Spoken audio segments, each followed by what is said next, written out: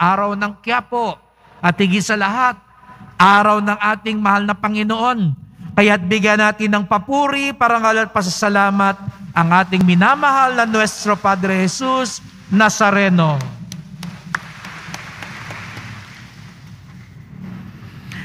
Nitong mga nakalipas na araw, ipinapakita sa atin ano nga ba ang bunga ng Espiritu Santo na maaaring gawin sa atin. Alam niyo po, itong mga araw na ito, sa linggo, ay gaganapin natin, ipagdiriwang natin ang pag-akyat sa langit ng ating Panginoon. At matapos nun, ang pagsusugo ng Espiritu Santo, ang ipinangako ni Jesus Nazareno sa mga alagad niya. At ano nga ba ang ginagawa ng Espiritu Santo? At ito nga mga nakalipas na araw, ipinakita sa atin ang biyaya ng karunungan na maibibigay ng Espiritu Santo. Ito'y karunungan na hindi na pag-aaralan sa eskwelahan. Ito'y karunungan na hindi makukuha sa pagbabasa ng libro. At lalo tigit, hindi ito karunungan na mapupulot sa mga marites, no? Sa mga tsismisan at kwentuhan. Tanging ang Espiritu Santo lamang ang makapagbibigay ng karunungan. At sa mga nagsisimba dito o sumusubaybay sa atin, sabi ko nga po nung nakalipas na araw, ang isang marunong na tao, alam niya na hindi niya alam lahat. Ulitin ko ho yun, no? Baka malito kayo. Ang tunay na matalino at marunong, alam niya na hindi niya alam lahat. Kasi baligtad sa mundo, ang sa atin, ang akala nating marunong, yung alam ang lahat. Yung may sagot lahat. Na kahit ano itanong mo, may sagot na maibibigay. Pero hindi pala yun sa ating pananampalataya. Mismong si Jesus Nazareno nagsabing, hindi nyo alam lahat. Kaya ang tunay na matalino, mapagkumbaba, alam niyang hindi niya alam lahat. At hindi siya magpapanggap na alam niya lahat. Tatanggapin niya, meron siyang hindi alam. Ang tunay na matalino rin, na bunga ng Espiritu Santo, ipinapaalala sa atin, hindi agad-agad nauunawaan lahat. Kaya huwag kayong panghihinaan ng loob pag hindi nyo agad-agad nauunawaan lahat-lahat sa buhay. Hindi ibig sabihin nun, mangmang kayo. Hindi ibig sabihin nun, walang kwenta kayo. Mismong si Jesus Nazareno rin ang nagsabi, hindi nyo agad-agad mauunawaan lahat. Siguro ngayon may nagsisimba rito, hindi mo maunawaan yung mga nangyayari sa buhay mo, sa anak mo, sa asawa mo, sa pamilya mo. Kaya nga tayo nandito lalo na ngayong Biyernes, sapagkat naniniwala tayo, tutulungan tayo ni Jesus Nazareno sa pamamagitan ng Espiritu Santo. Kaya kung tayo mapagkumbaba, kung tayo bukas sa Diyos, siguro nga hindi natin alam lahat, hindi natin nauunawaan agad-agad lahat, pero tutulungan tayo ng Espiritu Santo.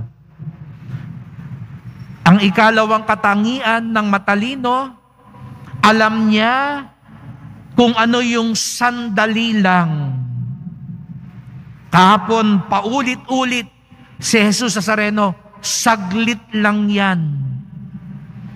Kaya ipagdasal din natin ito, na sa buhay natin, malaman natin ano lang yung sandali.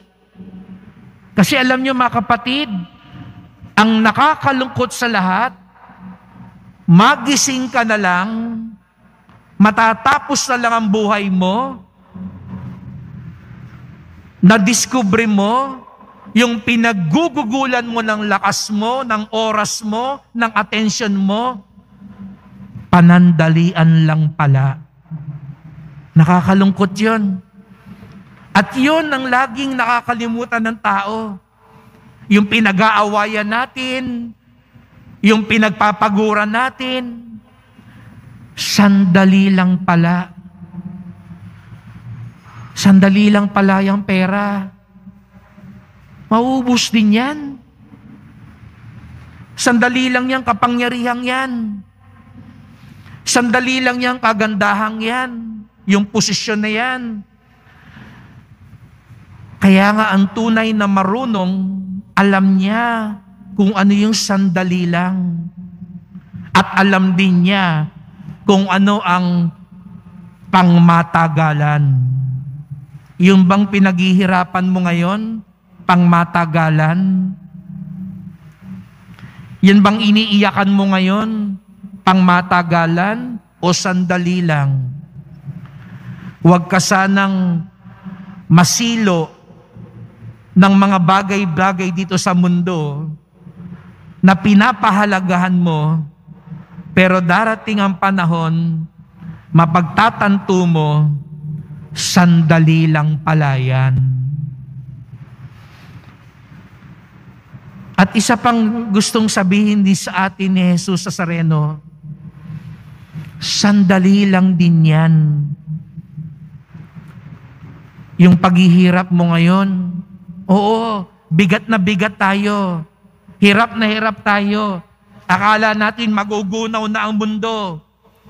Baka meron din ngayon dito, gusto nang tapusin ang buhay kasi meron kang pinagdaraanan ngayon. Gustong sabihin sa iyo ngayon ni Jesus Nazareno, sandali lang yan.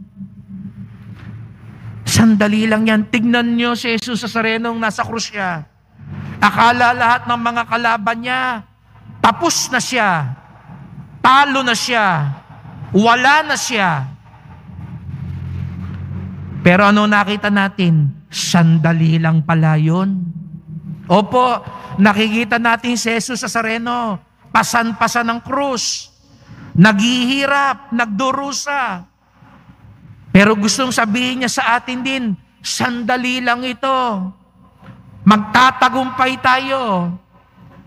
Mananaigang mabuti. Magwawagi ang katotohanan. Sandali lang to. Kaya ngayon, baka kaya ka pinagsimba, gustong sabihin sa iyo ni Jesus Nazareno, sandali lang yan. Kaya huwag ka mawalan ng pag-asa. At higit sa lahat, hindi lang yan sandali lang. Hindi lang yan matatapos lang. Ang ikatlong bunga ng karunungan na ibinibigay ng Espiritu Santo, mababago din yan. Mababago din yan. Kaya nga napakaganda ng binigay na halimbawa ni Jesus Nazareno. Yung panganganak. Di ba nung linggo, nag-Mother's Day tayo, o baka hindi ko nabati yung ibang mga nanay. Hahabol uli ako sa mga, sino po yung mga nanay dito? Taas ang kamay. Mga nanay, taas ang kamay. Palakpakan nga natin ang mga nanay. Happy Mother's Day pa rin, ha? Pahabol pa rin. No? At yung ginawang halimbawa, kayo ang ginawang halimbawa ni Jesus Nazareno. Yung mga nanganganak, hindi ko naranasan yan. At hindi ko mararanasan yan.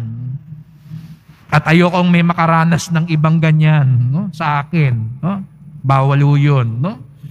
Pero, hindi ba sa mga nanay dito, nung manganganak kayo, ang sakit-sakit. No? Nalala ko, meron kaming isang kapitbahay nun. Halos hinahampas niya yung mister niya, ikaw kasi.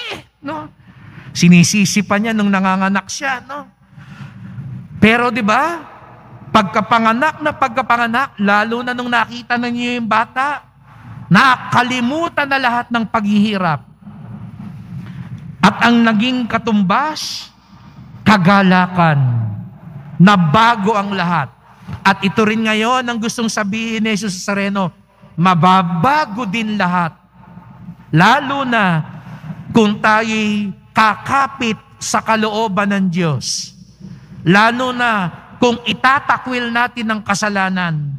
Lalo na kung hahayaan natin ang kabutihan, ang awa, ang katotohanan ng Diyos ang manaig sa buhay natin. Hindi lang pala sandali lang yan, kung hindi mababago din yan. Ano yung kailangang mabago ngayon sa atin? Opo, gusto natin mabago yung kapigatian, kahirapan, kapaguran. Marami tayong gustong mabago sa mga yan. Pero meron din kailangang mabago sa buhay natin. Kailangan bang mabago yung kasinungalingan na yan sa katotohanan? Kailangan bang mabago na yung galit na yan sa pagpapatawad? Kailangan bang mabago yung away na yan sa kapayapaan? Kailangan bang mabago yung inggit na yan sa pagmamalasakit? Ano yung kailangang mabago? Pag sa atin lang, hindi natin kayang mabago yun. Kaya nga tayo nandito. Kasi hinihiling natin kay Jesus Nazareno, tulungan tayo. Ipadala sa atin ng Espiritu Santo. Kaya mga kapatid, ang tunay na puspos ng karunungan ng Espiritu ng Diyos, alam niya na hindi niya alam ang lahat. Alam niya, hindi niya mauunawaan agad-agad lahat. Alam niya kung ano yung sandali lang. At higit sa lahat, alam niya na mababago ng Diyos ang lahat. Kaya't sa pagpapatuloy ng misang ito, sama-sama po tayong magdasal. Mahal na pong Jesus Nazareno, narito po kami ngayon. Inilalatag namin ngayon sa iyong paanan ang mga tanong namin sa buhay. May mga bagay kaming hindi maintindihan. May mga bagay na gumugulo ngayon sa isip, sa aming pagsasama, sa aming pamilya, sa aming buhay. Natutokso kaming sumuko, natutokso kaming mawala ng pag-asa, pero narito kami ngayon sapagkat alam namin tutulungan mo kami. Mahal na pong Jesus Nazareno, paalala mo sa amin lagi, sandali lang yan. Huwag kaming masilaw sa mga bagay na sandali lang. Huwag kaming mabigatan sa mga kahirapang sandali lang pala. At higit sa lahat, mahal na pong Jesus Nazareno, ipaalala mo sa amin, mababago mo ang lahat. Inihain namin sa iyo ang mga kailangang mabago sa aming buhay. Kalungkutan sa kagalakan, kapigatian sa pag-asa. Ang mga kailangan ding mabago sa aming buhay, lalo na ang pagtalikod namin sa kasalanan at pagtanggap sa kabutihan. Mahal na pong Jesus Nazareno, isugo niyo po ang Espiritu sa amin, ang Espiritu ng karunungan, sapagkat kailangan namin ito. Mahal na pong Jesus Nazareno, nananalig kami sa iyo. Amen.